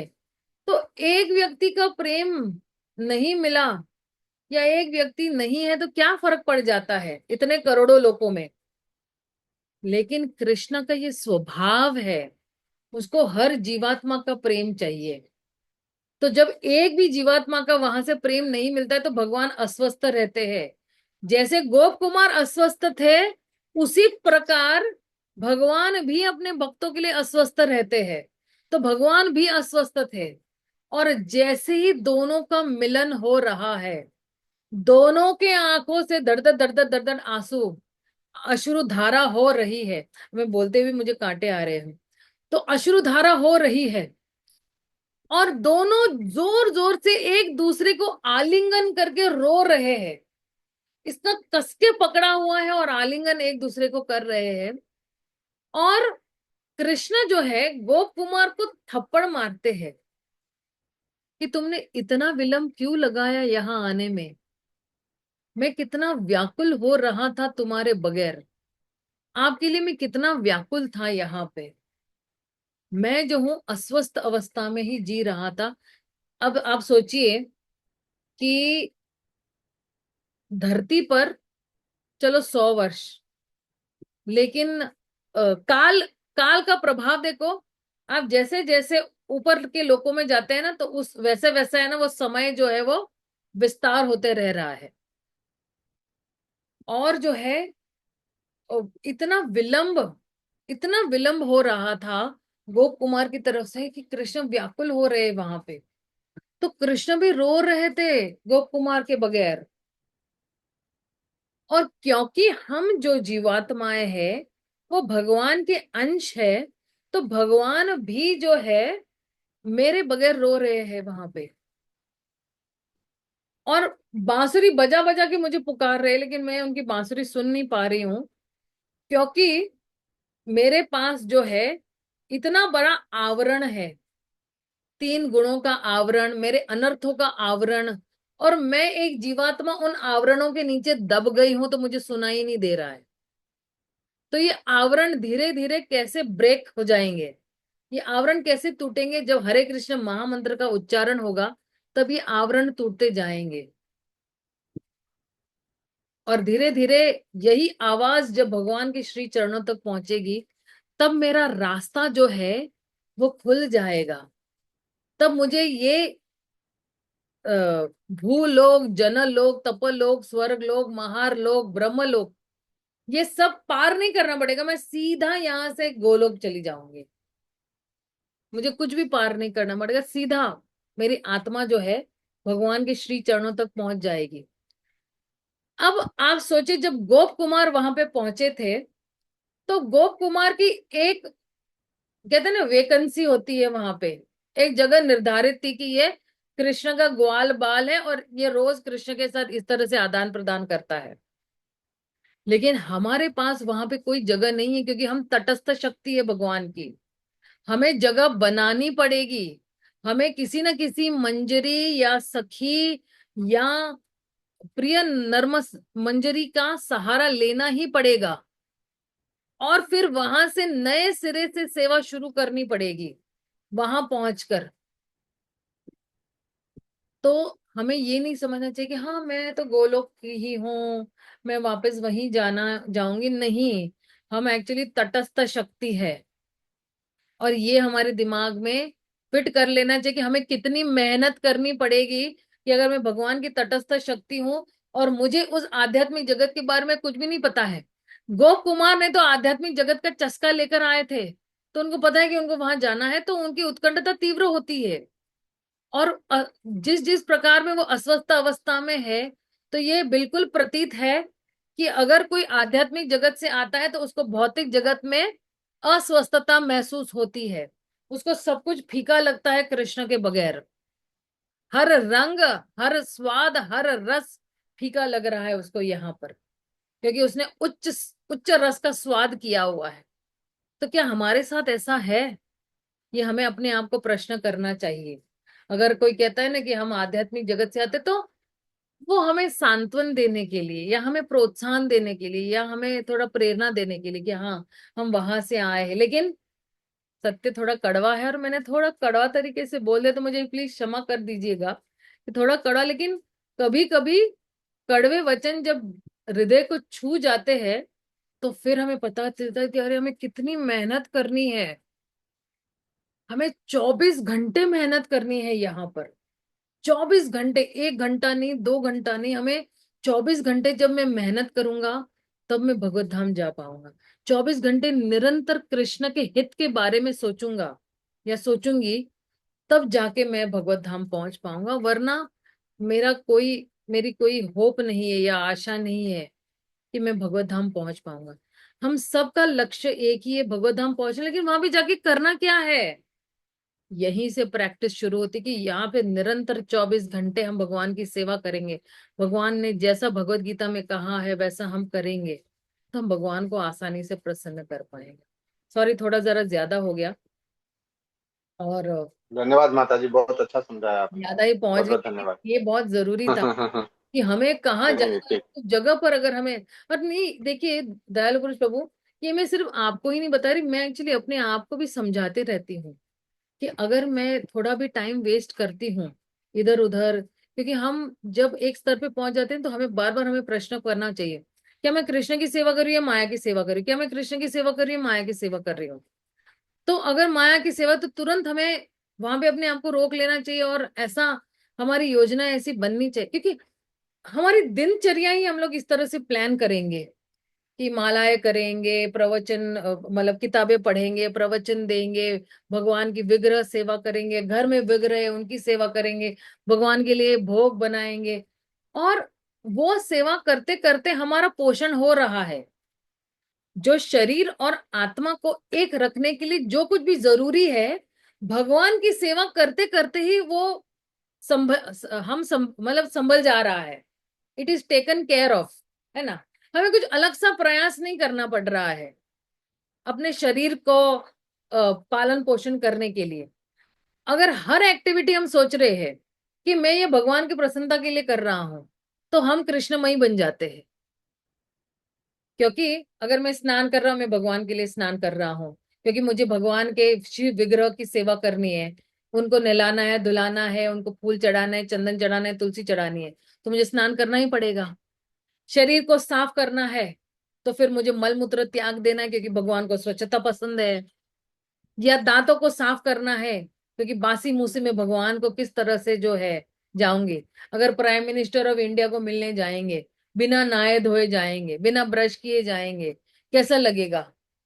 तो हर एक्टिविटी जो मैं कर रही, जो कार्य कर रही हूँ, तो मैं भगवान की सेवा से उसको जोड़ती हूँ और मैं करती हूँ।